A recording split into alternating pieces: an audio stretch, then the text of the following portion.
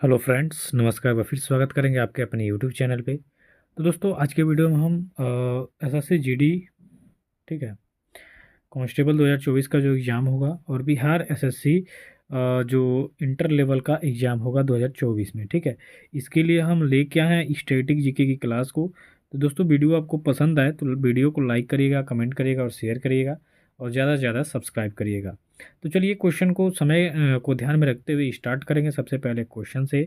सबसे पहला क्वेश्चन है आपके सामने कि जो आपका सर्वप्रथम भारत को नाम किस इंडिया को भारत को इंडिया कहकर किसने संबोधित किया, ठीक है। यहाँ पे कहकर होगा, थोड़ा सा मिसप्रिंट हो गया, कहकर, ठीक है। सर्वप्रथम भारत को इंडिया कहकर किसने संबोधित किया था? तो दोस्तों, भारत को सबसे पहले इंडिया कहा था आपका ग्रीक वासियों ने या यूनानियों ने, ठीक है। ठीक है, यूनानियों ने या ग्रीकों ने। सही उत्तर होगा यहाँ पे आपका जो विकल्प डी है कि सर्वप्रथम भारत को इंडिया का कहकर आपके यूनानियों ने संबोधित किया था, ठीक है। चलिए, अगला क्वेश्चन देखेंगे। भारतीय उपमहाद्वीप में कौन सम्मिलित नहीं है? तो भारतीय उपमहाद्वीप की यहाँ पे अगर जो हम बात करेंगे तो इसमें आपका श्रीलंका उपलब्ध नहीं है। क्यों? क्योंकि यह भारत का जलीय पड़ोसी देश है, ठीक है। तो ये उपमहाद्वीपीय नहीं होगा। बाकी आपका जो आपका पाकिस्तान है ये सटा हुआ है, भूटान भी सटा हुआ है, नेपाल भी सटा हुआ है। तो ये तीनों जो हैं ये भारत के उपमहाद्वीप में सम्मिलित हैं, ठीक है। ये क्या है, आपके सम्मिलित है। बाकी आपका जो श्रीलंका है यह जलीय पड़ोसी देश है भारत का, ठीक है। क्या है? जलीय पड़ोसी देश। तो सही उत्तर यहाँ आपका विकल्प ए हो जाएगा। अगला क्वेश्चन देखेंगे दोस्तों आपका कि उत्तर प्रदेश राज्य की सीमा भारत के कितने राज्यों को स्पर्श करती है? तो उत्तर प्रदेश राज्य की सीमा की यहाँ पे बात करेंगे तो यह स्पर्श करती है आपके लगभग 8 राज्यों को। तो सही उत्तर हो जाएगा यहाँ पे आपका विकल्प सी कि उत्तर प्रदेश राज्य की सीमा भारत के 8 राज्यों को स्पर्श करती है। काफ़ी ज़्यादा इंपॉर्टेंट क्वेश्चन ये एसएससी जीडी कांस्टेबल के एग्जाम में पूछा हुआ क्वेश्चन है, ठीक है। चलिए, अगला क्वेश्चन देखेंगे दोस्तों। पंचशील घाटी कहाँ पर स्थित है? अब पंचशील घाटी की यहाँ पे अगर जो हम बात कर लेंगे तो आपने अफगानिस्तान का नाम सुना होगा, ठीक है। अफगानिस्तान में कुछ वर्ष पहले तालिबान, ठीक है, तालिबान जो कि यहाँ पे पूर्व अपना कब्जा जमाए हुआ था, लेकिन अमेरिका ने इसको खदेड़ के फिर अमन चैन शांति कायम किया था। लेकिन फिर अमेरिका के जाते ही तालिबानियों ने क्या किया, अफगानिस्तान पे कब्जा कर लिया, ठीक है। तो पंचशील घाटी आपके है अफगानिस्तान में, ठीक है।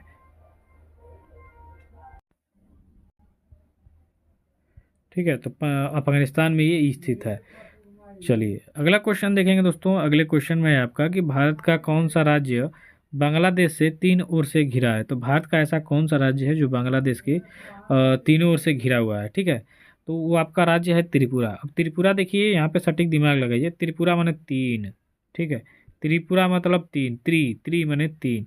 तो तीनों ओर बांग्लादेश से घिरा हुआ ये राज्य है आपका त्रिपुरा। सही उत्तर यहाँ पे आपका विकल्प ए हो जाएगा कि भारत का जो त्रिपुरा राज्य है यह बांग्लादेश से तीनों ओर से घिरा हुआ है।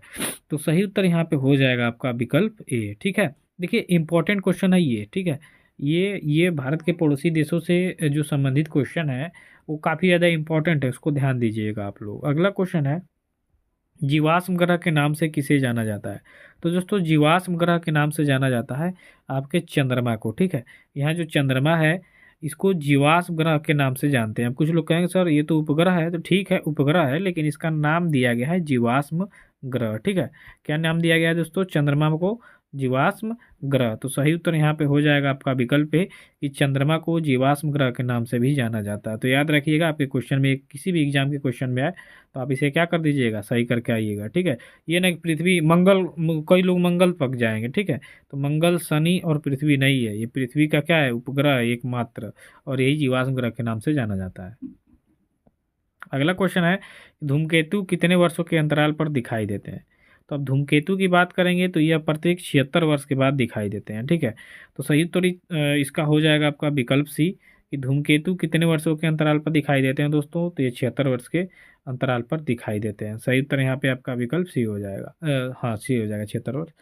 ये जो धूमकेतु होते हैं ये एक रोशनी के टाइप के होते हैं, आकाश में दिखाई देते हैं, ठीक है।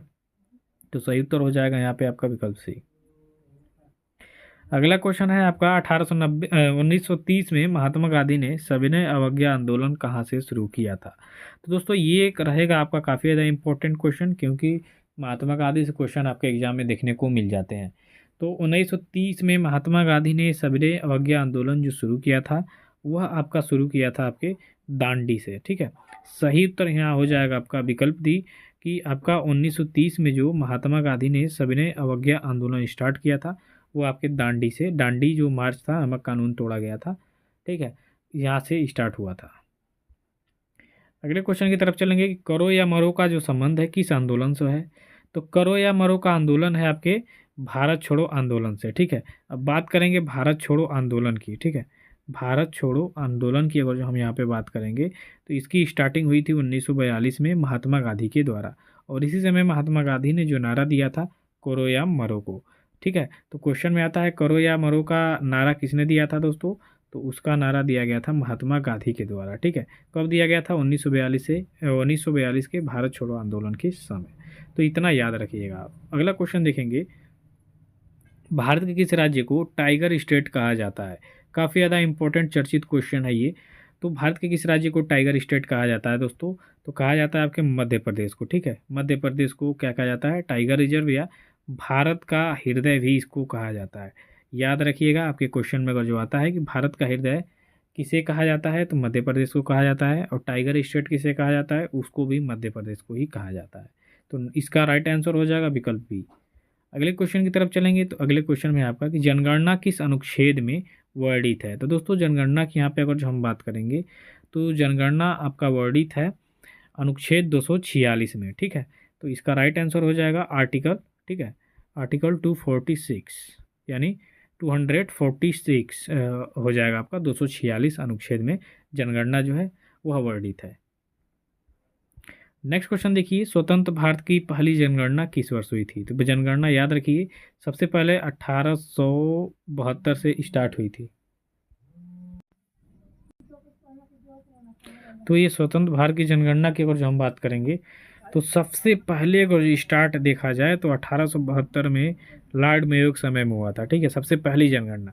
उसके बाद आपका 1800 आ गया 82, इसमें आगे आपके लॉर्ड रिपन। ठीक है, लॉर्ड रिपन ने सबसे पहले नियमित जनगणना की स्टार्टिंग कर दी थी कि प्रत्येक 10 वर्ष के अंतराल पे भारत में जनगणना होगा। ठीक है, उसके बाद भारत स्वतंत्र हुआ, और स्वतंत्र भारत की जो जनगणना सबसे पहले हुई वह 1951 में हुई। ठीक है, 1951 इसका क्या हो जाएगा, सही उत्तर हो जाएगा कि स्वतंत्र भारत की जो पहली जनगणना है वह आपकी हुई थी 1951 ईस्वी में। ठीक है, और अब तक 15 जनगणना हो चुकी है, जिसमें स्वतंत्र भारत की 7वीं जनगणना थी 1951 वाली, सॉरी 2011 वाली। ठीक है, और ये तो पहली थी आपकी। अगला क्वेश्चन देखिए, भारत की स्पेस एजेंसी का नाम क्या है। तो दोस्तों भारत की जो स्पेस एजेंसी है उसका नाम है आपका इसरो। ठीक है, क्या नाम है, इसरो। सही उत्तर यहाँ आपका विकल्प हो जाएगा क्या, विकल्प हो जाएगा ए। ठीक है, इंडियन स्पेस रिसर्च ऑर्गेनाइजेशन। ठीक है, इंडियन स्पेस रिसर्च ऑर्गेनाइजेशन, ये भारत की स्पेस एजेंसी का नाम है इसरो। अगला क्वेश्चन है यहाँ पे, सतीश धवन स्पेस सेंटर कहाँ पर स्थित है। तो दोस्तों सतीश धवन स्पेस सेंटर की बात करेंगे तो यह आपके श्री हरिकोटा में स्थित है। ठीक है, इसका राइट आंसर हो जाएगा यहाँ पे विकल्प ए, श्री हरिकोटा।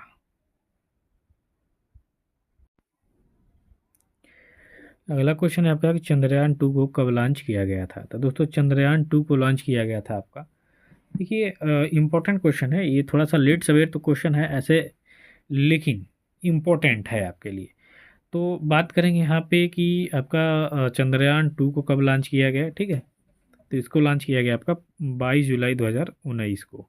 ठीक है, अब आप कहेंगे कि सर ये तो पुराना क्वेश्चन है, लेकिन ऐसे क्वेश्चन आ जाएंगे आपके लिए एसएससी के एग्जाम में या बिहार एसएससी के एग्जाम में, इंपॉर्टेंट है।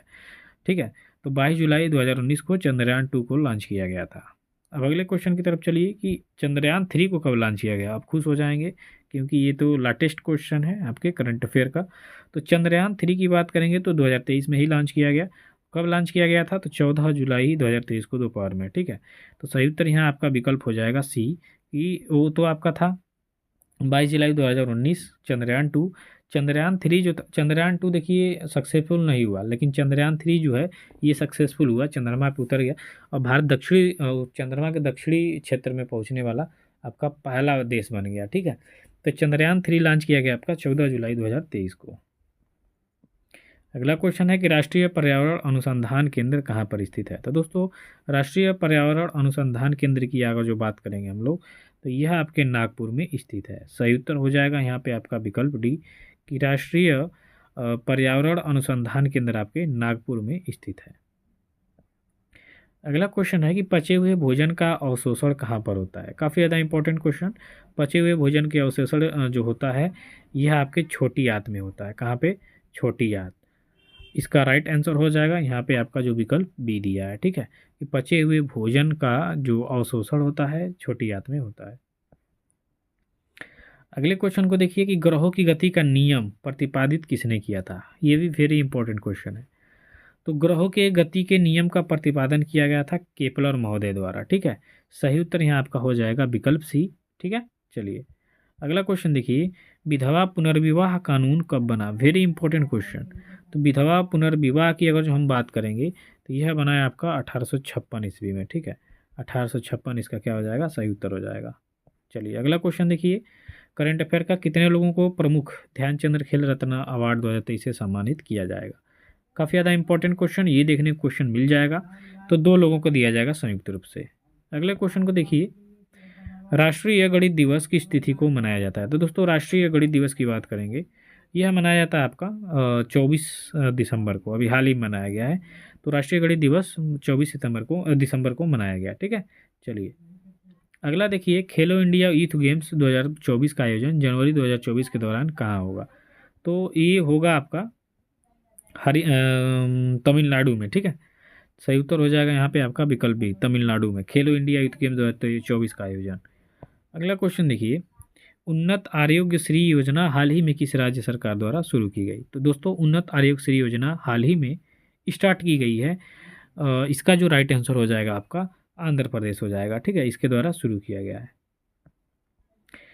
अगला क्वेश्चन क्या है कि आईपीएल 2024 की नीलामी में आईपीएल के इतिहास में सबसे महंगे खिलाड़ी हाल ही में कौन बने हैं।